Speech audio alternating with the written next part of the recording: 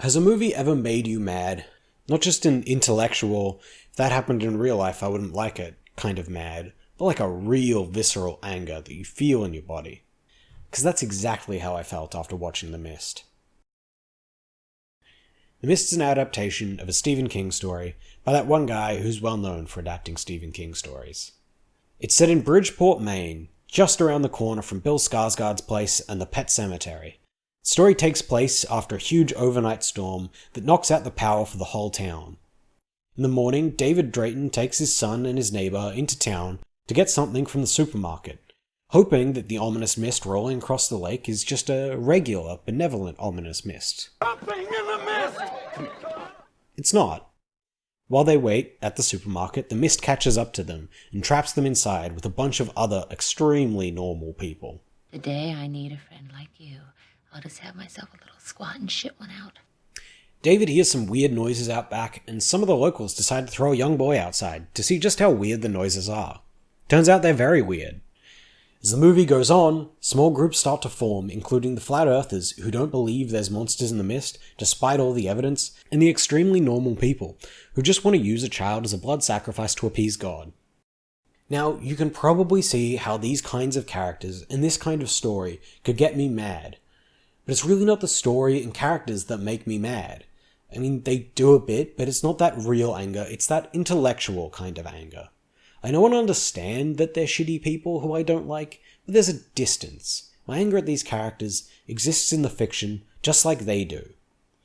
No, what gets me angry isn't the story or the characters, it's all about the way they're presented. What really gets me mad about The Mist is that so much of it feels like a bad movie. The things that make me mad don't exist in the script, they all come from the way it's being executed. The positioning of characters in action sequences, the way they move around through those scenes, and even down to the time between cuts when the monsters are around. In the script, there are a number of characters, all with varying levels of competency, but on screen, everyone is an idiot.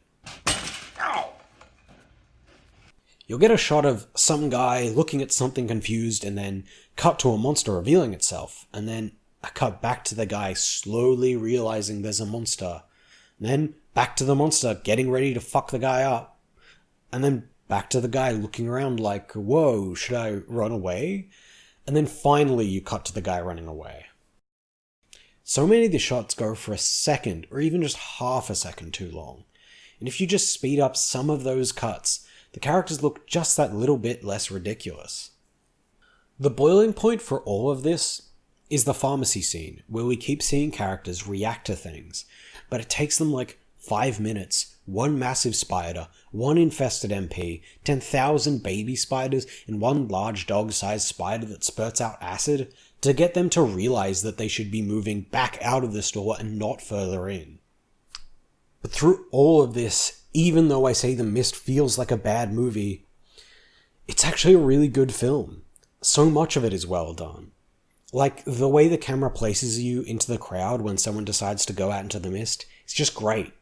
And the way they have those characters fade off so quickly makes the mist feel so tangible and supernatural. And small things like being able to count how many bullets they have left, or how you can see Mrs. Carmody's following grow from scene to scene over time. A lot of these things matter in the book, but to be honest, the book isn't that great. And in adapting the story to the screen, a lot of these important things that Stephen King mentions kind of directly, they're just kind of shown in the film, and it lets you pick it up more naturally. A lot of the shots in this movie looked so bad, and they frustrated me so much. And they made me really mad, but overall, that's the point. The whole purpose of The Mist is to make you mad at everyone. They even changed the ending of the story to make it even more bleak and nihilistic, and Stephen King was like, oh shit, that's better. So if the point of the film is to frustrate you, and to make you lose hope in the average person, why make any of these characters look even slightly competent in the action scenes?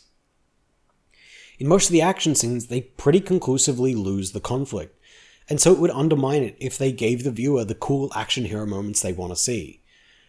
Although there is one action scene where the characters do win, and the whole scene is shot way tighter. It doesn't have a lot of the problems I mentioned before, and they all just seem more competent. Except this guy, he's fucked. This scene is really the peak in cooperation between the people in the supermarket. They've set up their fortifications, and the butcher has been cooking up food for them. Everyone has a place and a purpose, and they're all organised, and things are going good. The events of this scene are also the catalyst for everything bad that happens in the rest of the film. It makes sense to make this scene feel, in a formal sense, the most well put together, because at this point in the story, the protagonists are in full control and things are going their way. While certain formal aspects of The Mist might look and feel like they do in bad horror films, the reason those shots in those films are bad is because they don't work. They don't help to reinforce the tension and purpose of the film, they kind of just undermine it. In The Mist, they do work. So I guess the takeaway from this video is that it's worth investigating why you feel the way you do after watching a movie. Your first impression is valid, but maybe you'll like the movie more if you think about why you felt the way you do, and maybe giving something a rewatch could be worth it. Even if you don't like it after watching it again, you might end up getting a better idea of why you don't like it. I think the main thing is doing it in good faith. Don't think only about why you didn't like it, but think about why that matters, and whether those feelings you had were in some way a part of the experience.